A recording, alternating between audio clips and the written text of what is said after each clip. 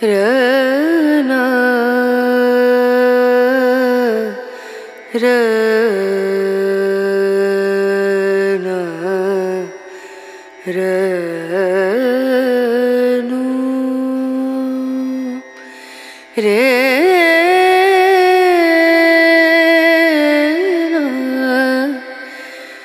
Good morning everyone welcome back to my channel अपनारा blog आमार काछेर एबं दूरेर सकल बंधुरा केमन आछो आशा करी जे जेखान थेके भिडियोटी देखछो तोमरा सकले भालो आछो एबं सुस्थ आछो आमराओ बेश भालो आछि। आज दुदिन धरे एकटु ओआईटी थेके दूरे चले गियेछिलाम, शरीरटा खूब एकटा भालो छिलो ना, तार जोन्नो तोमादेर संगे एई दुदिन धरे भिडियोगुलो आर पोस्ट करते पारिनि। तबे एखन थेके भेबेछि सानडेते शुधुमात्र फैमिलिर जन्यई राखबो, सानडेते एकटु भिडियोटा देबो ना, किन्तु सैटारडेते देबो। तो एई सैटारडेते शरीरटाও भालो छिलो ना, तार जोन्नो देওয়া হয়নি। तो যাই হোক সকাল সকাল বাবু সোনা স্কুলের দিকে বেরিয়ে পড়লো, তোমাদের দাদা ভাইও তাই টিফিন করে দিলাম, অফ ক্যামেরায় সমস্ত কাজগুলো করে নিলাম। কি বলো তো, সকালবেলা যখন বাবু সোনা স্কুলে যায়, তোমাদের দাদা ভাই অফিসে যায় না, তখন কাজের এতটা তাড়া থাকে না, মাঝে মাঝে আমি ক্যামেরা অন করার টাইমও পাই না, তাই তোমাদের কাছে সেই সব কিছু আর শেয়ার করা হয় না, জানো তো। আর এই যে কাজ করতে করতে মাঝখানে তোমাদের যে একটা ফোন দেখিয়ে দিলাম, এই ফোনটা জানো তো মানে কি বলো তো, পাশে ভিডিও চলছে, তো এ পাশের তো ও পাশে যে ঘুরতে গিয়েছে, আমার হাতে এত জোরে চাপ লেগেছে মোবাইলটা ভেঙে গেল, তাই তোমাদের কাছে একটু দেখালাম। খুব খারাপ লাগলো ফোনটা যেদিন ভেঙে গেল। তো যাই হোক, ওরা সবাই তো যার যার কাজে চলে গেল, এবার আমার তোর বসে থাকলে চলবে না, তাই না। ঘরের সংসারে তো কাজ আর কম নেই, তাই না, মেয়েদের, আমাদের হাউস ওয়াইফদের আর কি। তো সোফাগুলো ঠিকঠাক করে গুছিয়ে নিলাম। আর কি বলতো, ছেলেটা এই সোফার উপর জামা কাপড় এটা ওটা ওর সংসারের সমস্ত জিনিসগুলো ওখানে নিয়েই রেখে দেয়। বাচ্চাদেরও কিন্তু একটা সংসার থাকে, ওদেরও কিন্তু অনেক কিছু থাকে, খেলনা থেকে শুরু করে ড্রয়িং, কাঁচি, কাটার, কালার, এটা ওটা দিয়ে, খেলনা দিয়ে পুরো একদম একটা সংসারের মতোই থাকে। আমাদের থেকে বরং ওদের সংসারের জিনিসগুলো গোছাতে গোছাতে দিন চলে যায় আমার। তো যাই হোক, তারপর সকালবেলা যে বাসনগুলো এঁটো ছিল সেইগুলোই ধুয়ে দিলাম। তো ধুয়ে তারপরে আমি নিজে একটু ব্রেকফাস্ট করে নিলাম। ব্রেকফাস্টে আজ আর কী করলাম, ওই ডিমটাই খেয়ে নিলাম। তো দুটো ডিম সিদ্ধ করে খেয়ে নিয়েছি তো অফ ক্যামেরায়। তারপরে না কিছুক্ষণ পরে কাজ করে না আমার একটু চায়ের তৃষ্ণা পেলো, তো আমি ভাবলাম তাহলে বিকেলবেলা চা দুধ চা না খেয়ে সকালের দিকে খাওয়া ভালো। কেন কি বলো তো, ইদানিংকাল ঘুমেরও খুব ডিস্টার্ব হচ্ছে, তো রাতের বেলা সন্ধ্যাবেলা চা খেলে অনেক সময় ঘুম আসতে চায় না, জানো তো। বিকেল ওই 4:30 বলছি 5:30 নাগাদ চাটা খাওয়া হয়। তো বিকেলবেলা খেতে বেশ মজা লাগে, সকালে না কাজের তাড়ায় ভালো লাগে না, তবুও মানে একটুখানি মজা লাগে যেহেতু দুধ চা। তো বিকেলবেলা হলে নিশ্চিন্তে বসে বসে এনজয় করে খাওয়ায়, সকালবেলায় তাড়াহুড়ো থাকে। তবে এখন বাজে ঘড়ির কাঁটায় 10টা। আর এইদিকে দেখো বাজার থেকে শাক এনেছিলাম, তো বাজারে গিয়েছিলাম তোমাদের দাদা ভাইয়েরা, আমি সকালবেলা সেটা বলতেও তোমাদের ভুলে গেলাম অফ ক্যামেরায়। তো সেই সময় সব মানে বাবুকে স্কুলে দিয়ে আমরা দুজনে সবজি বাজারে ঢুকেছিলাম, তো কিছুই পাইনি, শুধু কটা পেঁয়াজ পেলাম আর এই শাকটা পেলাম। তো যাই হোক, থালা বাসনগুলো ধুয়ে শাকটা কেটে রেখে দিয়েছি, আর এইদিকে আমার জন্য একটু চা করছি, আর ততক্ষণে এই শাকটা সিদ্ধ করতে দেবো। কি বলো তো, শাকটা সিদ্ধ না করলেও খাওয়া যাবে, কিন্তু এই বর্ষার দিনে ওরা কোথা থেকে শাক নিয়ে এসে কে জানে, পোকা মাকড় অনেক কিছুর ব্যাপার থাকে, ব্যাকটেরিয়া। তো আমি এই কারণে শাকটা একটুখানি সিদ্ধ করেই করি রান্নাটা, লবণ দিয়ে সিদ্ধ করে নেবো, তাহলে রান্নাটাও জলদি হবে, খেতেও ভালো লাগবে। আর আমি সবসময় শাকটা সিদ্ধ করার চেষ্টা করি, বিশেষ করে বৃষ্টির দিনে তো আরও বেশি।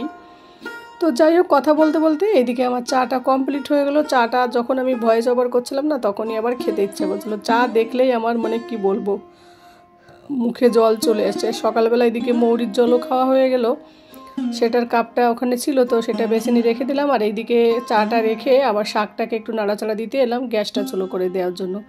তো শাক তো দেখো কতটা মনে হচ্ছিলো না একদম কমে যাবে। আর এই শাকটা কিন্তু আমাদের ওইদিকে কখনো আমি দেখিনি, এরা দেখি এখানে বিক্রি করে খায়। তো আমি আমার হাজব্যান্ডকে বললাম, ওরা যখন খেতে পারে আমরা কেন খেতে পারবো না, শাক তো সেই তো রসুন দিয়েই ভাজি করবে, তাই না। তো তার জন্য আমিও ওইভাবেই করি, একটুখানি স্লিপ হয় শাকটা, মানে পাট শাকের মতো অনেকটা মানে তেল তেলে টাইপের হয়। তো যাই হোক, শাকটা ওইদিকে সিদ্ধ করতে দিয়ে গ্যাসটা ছোলো করে দিয়েছি, আর এইদিকে আমি চাটাকে একটু এনজয় করে খাচ্ছি, জানো তো। আর কি বলো তো, চাটা যখন খাই না বসে বসে, তখন মনে হয় মানে কি বলো তো, আমার সারা দিনের ক্লান্ত, সারাদিনের সমস্ত মানে দুঃখ কষ্ট সব কিছুই মনে হয় দূর হয়। তো যাই হোক, চাটা খেয়ে চলে এলাম। আর ওইদিকে শাকটাও জল ঝরাতে দিয়েছি কিছুক্ষণ, তারপর একটুখানি লোহার কড়াইতে রান্না করব শাক ভাজাটা, তাহলে কি হবে জলটা ঝরতে বেশ সুবিধা হবে। একটু রসুন ছোটো টুকরো টুকরো করে কেটে দিলাম, আর ওইদিকে কিছু মাছের ডিম, সেই ডিমটা একটু ভেজে নিলাম পেঁয়াজ দিয়ে অফ ক্যামেরায়। আর এইদিকে যে শাকটা সিদ্ধ করেছি, দেখো শাকটা সিদ্ধ করার পর কালারটা একটু অন্যরকম হয়ে যায়, মনে হয় কি কালচে কালচে একটা ভাব আসে, সেই সবুজ ভাবটা আর থাকে না। তো ওইদিকে শাক ভাজা মানে উনুনে দিয়ে এদিকে রান্নাঘরের যে কাজগুলো সেগুলো করছে, আর এদিনে যে শপিং মল থেকে ডাস্টবিন বালতিটা এনেছি সেটাও রেখে দিলাম। বাকি এই রান্নাঘরের নিচে এত জিনিস, ছোট ছোট ডাব্বাগুলো ভেবেছি ফেলে দেবো, কিন্তু যখন এগুলো গোছাতে আর কি গিয়েছি, তখন গিয়ে দেখি এই প্রত্যেকটা ডাব্বায় কিছু না কিছু মানে প্রত্যেকটা জারে কিছু না কিছু জিনিস রয়েছে। তো আর ফেলা হলো না। তো ওইগুলো সরিয়ে একটু প্রথমে একটা শুকনো কাপড় দিয়ে মুছে নিলাম, তারপর একটা ভিজে কাপড় দিয়ে মুছে নিয়েছি। দুটো কাপড় দিয়ে পরিষ্কার করলে কি হয়, একবারে পরিষ্কার তো হবে না। তো জারগুলো ওখান থেকে হাঁটিয়ে পরিষ্কার করে নিচের কিছু কিছু জার আবার মানে কাপড় দিয়ে পরিষ্কার করে নিতে হবে। আর এইগুলো কি বলতো, সপ্তাহে কি একদিন যদি না করা হয় না, প্রচুর নোংরা হয়ে যায়।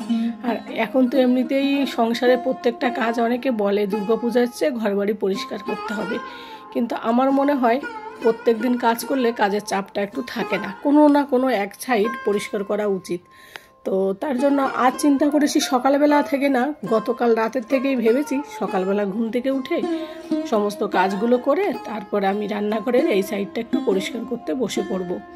তো তার জন্য সমস্ত কিছু বাসি কাজ করে তারপরে এইটা করতে এলাম, টিফিনের কাজগুলো করে তোমরা তো দেখলে।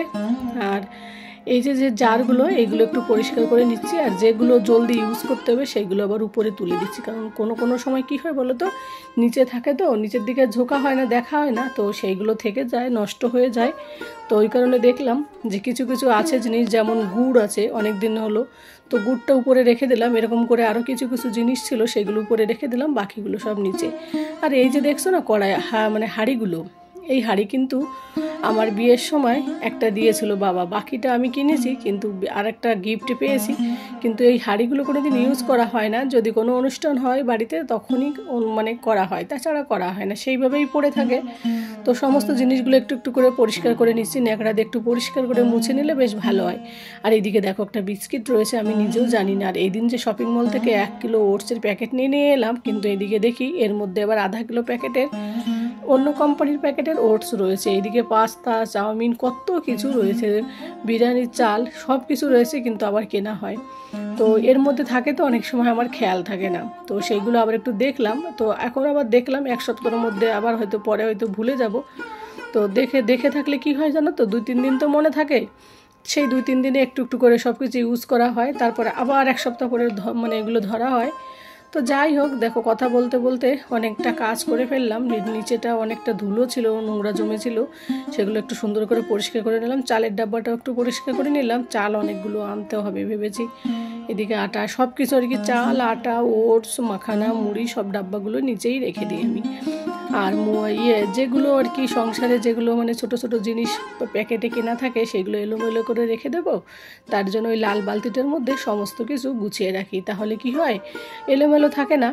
কি বলো তো, একসঙ্গে যে কোনো একটা প্যাকেট, ধরো জিরের প্যাকেটটা একসঙ্গে এনে একটা জারে না রেখে আমি কি করি, হাফ মানে ছোট ছোট প্যাকেট নিয়ে এসে একটা প্যাকেট কেটে বাকি প্যাকেটগুলো রেখে দিই। আর এই যে দেখছো না এই বোতলগুলো, আমার বাবু সোনা কী বলেছে জানো, বলেছে আমার বাপের বাড়ি যখন যাবে মানে আমার বাবার জন্য বোতলগুলো রেখেছে, বলছে দাদার বাড়ি যে যাবো যখন মামা বাড়ি ওই বোতল দিয়ে জল ভরবো, দাদাকে দেবো বোতলগুলো। তো আমি বললাম আমার বাবাকে তুই এই জলের বোতল দিবি, বলছে হ্যাঁ। তাই এবার আমি মাকে বললাম, মা জানো তোমার নাতি তোমার জন্য না বাবার জন্য জলের বোতল গুছিয়ে রাখছে, তো ওইগুলো ফেলতেও দিচ্ছে না আমাকে। আর এইসব বোতলকে বয়ে নেয় নাকি, মাথা খারাপ ওর, কে বলবে বাচ্চাকে। আর তো মা বলছে ঠিক আছে, ও এত ভালোবাসা করে বলছে, ভালোবেসে তো একটা ছোটো বোতল নিয়ে আসিস। আমি বলছি দূর, ওইগুলো কে নেবে, রাস্তা থেকে তো এমনিতে কত জলের বোতল কেনা হবে। তো যাই হোক, বাচ্চাদের মন। আর এইদিকে কিছু প্লাস্টিকের ছিল আর কি, প্লেট ছিল, বাটি ছিল, গ্লাস ছিল, বাবুর বার্থডেতে নিয়ে আসা হয়েছিল, তো অনেক তো থেকে যায়, সেইগুলো আবার পলিথিনে করে রেখে দিই, কারণ পরবর্তী অনুষ্ঠানে আবার কোনো কিছু হলে বাড়িতে ইউজ করা যাবে, এগুলো তো ফেলে দিলে চলবে না, তাই না। তো শুধু শুধু নষ্ট হবে, তো পলিথিনের মধ্যে থাকলে কী হবে, ওইগুলো পরিষ্কার থাকে। তো ওইগুলো ওইভাবে রেখে দিলাম। আর এইদিকে দেখো ভিতর থেকে বেরোলো টেবিল ক্লথটা, তো ভেবেছি এটাও একটু ধুয়ে দেবো, তো ওই জন্য এই সাইডে রেখে দিলাম। তো খুব চটজলদি কাজ করলাম, কারণ কি বলো তো, অনেকটা টাইম হয়ে গেছে, 11:30 বেজে গেছে, রান্না করতে হবে, চান করতে হবে, বাবু সোনা আবার চলে আসবে। তো যাই হোক, নিচেরটা সুন্দর করে পরিষ্কার করে নিয়েছি, বেশ ভালো লাগছে। আর এই বোতলগুলো রেখে দিয়েছি এই কারণে, বাবুর সামনে ফেলতে হবে, কারণ ওকে না বলে ফেললে আবার বাড়িতে এসে কান্নাকাটি করবে। তো কিছু একটা বুঝিয়ে ওই প্লাস্টিকের বোতলগুলো আবার ফেলে দেবো। তো দেখো এই রান্নাঘরের নিচে না অনেক সময় আমার তেল চিটচিটে হয়েছে, কি হয় জানো তো, তো কী হয় বলো তো, ওই লাঠি দিয়ে না ভালো পরিষ্কার হয় না। তো হাত দিয়ে একটু মাঝে মাঝে পরিষ্কার করলে, মানে ন্যাকড়া দিয়ে হাত দিয়ে বসে বসে, তাহলে বেশ পরিষ্কার হয়। আর সাদা তো কিছু একটা পড়লে না খুব বোঝা যায়, তো ওই কারণে একটুখানি মানে হাত দিয়ে করলে ভালো হয়। তবে আমি এইভাবে নিচু হয়ে করতে একটু আমার কষ্ট হয়, যেহেতু ব্যাক পেইন আছে। তো মাঝে মাঝে যখন ডিপ ক্লিনিং করা হয় তখনই এইগুলো করি। তো কথা বলতে বলতে দেখো কি সুন্দর করে সাজিয়ে গুছিয়ে নিয়েছি। এইভাবে সাজানো গোছানো থাকলে বেশ ভালো লাগে। সে রান্নাঘরটা আমার কাছে মনে হয় স্বর্গ, যেহেতু প্রত্যেকটা মুহূর্তের বেশিরভাগ সময়টাই আমরা কিন্তু প্রত্যেকটা দিনের এখানটাই থাকি বেশি, তাই না? সুখ দুঃখ যতই হোক না কেন, রান্নাঘরটাই আমাদের জীবন, আমাদের মেয়েদের বিশেষ করে। তো দেখো এদিকে গোছানো হয়ে গেল, মোছা হয়ে গেল, ফ্যান চালিয়ে দিয়ে শুকিয়ে দিয়েছি, তারপর পা পোছগুলো সবগুলো দিলাম। তো বেসিনের কাছে ওটা দিই, যেহেতু থালা বাসন ধোয়ার সময় অনেক সময় জল পড়ে। আর এদিকে গ্যাসের এইটাও একটু হাঁটিয়ে আবার একটু পরিষ্কার করি, তো এইটাও একটু ঠিক করে নিলাম। এদিকে পেঁয়াজ আর কচু আলু রয়েছে, এটাও ঝুড়িটা সব কিছু সাজিয়ে গুছিয়ে নিলাম। এবার রান্নাটা করব। তো বন্ধুরা ভিডিওটা কেমন লাগলো অবশ্যই তোমরা কিন্তু কমেন্ট করে জানিও। আর এদিকে ভাত হয়ে গেছে, ডাল, আর ওদিকে শাক ভাজা, এইসব হচ্ছে আজকে রান্না, আর মাছের ডিম। তো তোমরা সকলে ভালো থাকো, যে যেখান থেকে আমার এই ভিডিওটি দেখছো বন্ধুরা। তো ভিডিওটা আর বেশি বড় করব না। তো স্মার্ট হাউস ওয়াইফ হওয়ার জন্য মেয়েরা কত না কত কিছুই না করে বলো হাউস ওয়াইফরা। তো আজ এই পর্যন্তই, টাটা, বাই বাই।